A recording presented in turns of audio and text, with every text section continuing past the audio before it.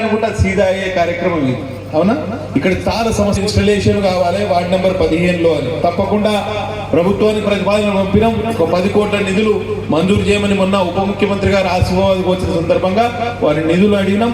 తప్పకుండా ward number 15లో ఏదైతే electric pole ఇండ్ల మీద నుంచి పోతుందో షిఫ్టింగ్ కానివ్వండి, ఎక్స్టెన్షన్ కానివ్వండి, కొత్త పోల్లు కానివ్వండి, తప్పకుండా వాటి నిర్మాణం మన స్థానిక కౌన్సిలర్లు దగ్గరుండి చేయించారు. చాలా సంవత్సరాలుగా మేము ఇబ్బంది పడుతున్నాం అని చెప్పినారు. తప్పకుండా ఆ సమస్య చాలా ఇబ్బందులు పడుతున్నాం. స్ట్రీట్ లైట్లు కూడా పెట్టలేని పరిస్థితి ఉన్నది.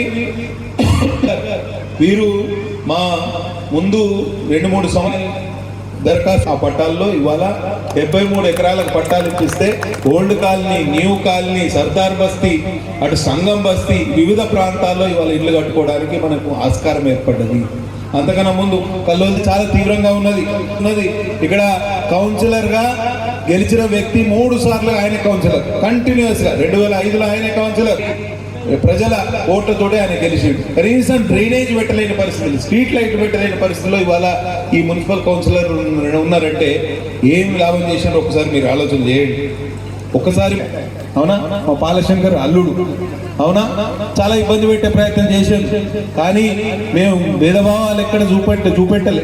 మనవారు అందరిని కలుపుకొని ఈ గుడి పరిసర ప్రాంతాల్లో గొప్ప ఆధ్యాత్మిక కార్యక్రమాలు, రాముల వారి కళ్యాణానికి ప్రతి సంవత్సరం నేను వస్తూనే ఉన్నా. హనుమత్ జయంతికి నేను ప్రతి సంవత్సరం ఈ కాలనీకి వస్తూనే ఉన్నా, శాంతి కాలనీకి.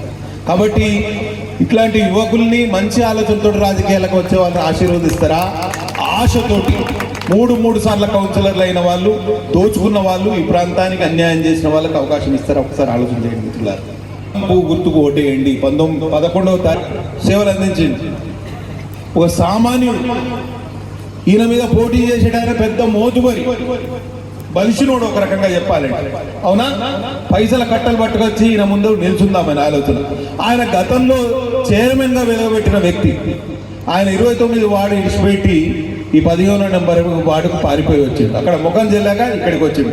అనిత మేడం చెప్తాను, అక్కడి చెల్లని రూపాయి ఇక్కడ ఎట్లా చెల్లుతుంది, 29ల చెల్లని రూపాయి ఈ 15వ నెంబర్ వార్డు ఎట్లా చెల్లుతుందని అనిత మేడం అడుగుతాను. దానికి సమాధానం మీరు చెప్పాలి ఎన్నికలు అవునా.